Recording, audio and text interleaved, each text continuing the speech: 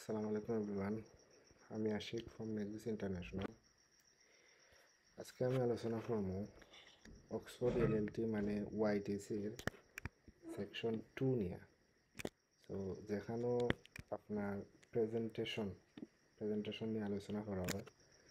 তো প্রেজেন্টেশন আসলে হলো গিয়া ওয়াইটিসি পরীক্ষা 15 মিনিট আগে দিব, আপনার পরীক্ষা শুরু হইবার আগে, ঠিক আছে?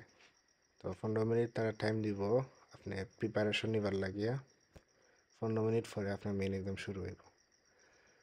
সো আমরা এখন দেখি যে প্রেজেন্টেশনে আসলে কীভাবে নিজেরা প্রেজেন্ট করতে হইব।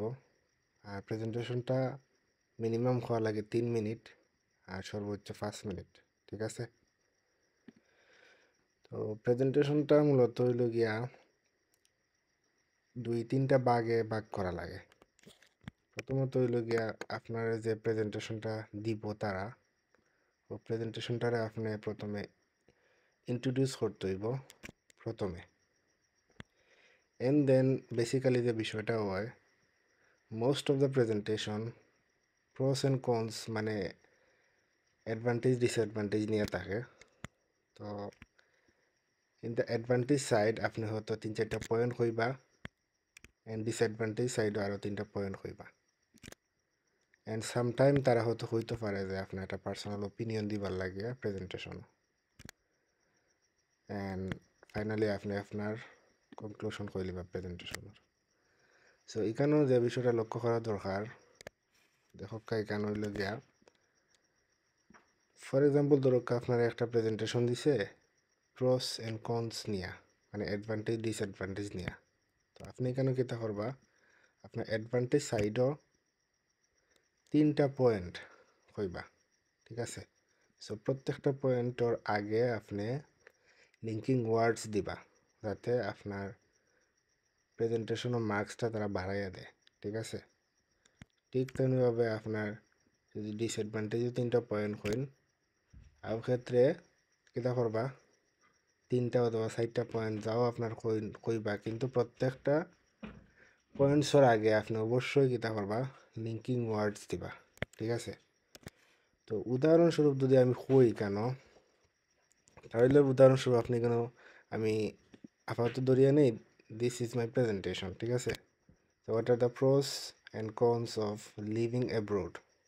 সো দেখুন, এট ফার্স্ট যদি আমার প্রেজেন্টেশনটারে আমি ইন্ট্রো দেই, তাহলে বেসিক্যালি কর্ম কিতাই কেন যে কইমু যে আমার প্রেজেন্টেশন টপিকটা হইল গিয়ে অতা, অ্যান্ড আমি আমার প্রেজেন্টেশনে কিতা করমু, 2টা সাইড নিয়ে আলোচনা করবো, ঠিক আছে? তো দেখো বেসিক্যালি কেন জিনিসটা হইল গিয়া, ইন দ্য পজিটিভ সাইড আমি এখানে কয়টা হয়েছে, 3টা, যে লিভিং অ্যাব্রোডর 3টা পজিটিভ সাইড হয়েছি। প্রথম পজিটিভ সাইডটা কিতা, কালচারাল ইমার্শন মানে কালচারাল এক্সপিরিয়েন্স। 2 নম্বরটা কিতা, ল্যাঙ্গুয়েজ লার্নিং। 3 নম্বরটা হলো কেরিয়ার অপরচুনিটিস, অ্যান্ড 4 নম্বরটা হলো কিতা, পার্সোনাল গ্রোথ। প্রত্যেকটা পয়েন্টে আমরা কিতা করতে হইব, বিভিন্ন ধরনের লিঙ্কিং ওয়ার্ডস দিয়া কিতা করতে হইব, জুড়াইতে হইব, ঠিক আছে? অ্যান্ড পরবর্তী হইল গিয়ে আপনার ডিসঅ্যাডভান্টেজও সেম 3টা পয়েন্টস আছে। প্রথম পয়েন্টসটা হইল গিয়ে হোম সিকনেস, আপনার বাইরে দেশে লেখাপড়ার যাক্কা বা এমনিতে টাকার যাক্কা, অবশ্যই আপনি আপনার ফ্যামিলিরে মিস করবা। 2 নম্বরটা কিতা, কালচারাল ব্যারিয়ার, আপনি আপনার দেশর বাড়ির যে ধরনের কালচার আছে, আপনি অন্য দেশের যাইন, কালচার মিল থাকতো না।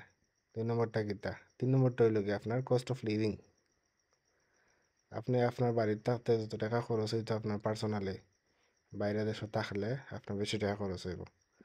সো এখানে যে জিনিসটা করতে হইব, প্রত্যেকটা পয়েন্টের আগে আপনি কিতা করতে হইব, লিঙ্কিং ওয়ার্ডস দিতে হইব, ঠিক আছে?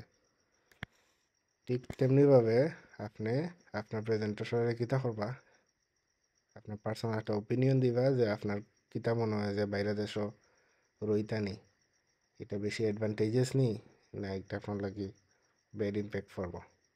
So this is all about presentation. I hope আপনারা বুঝতে পারছেন। Thank you.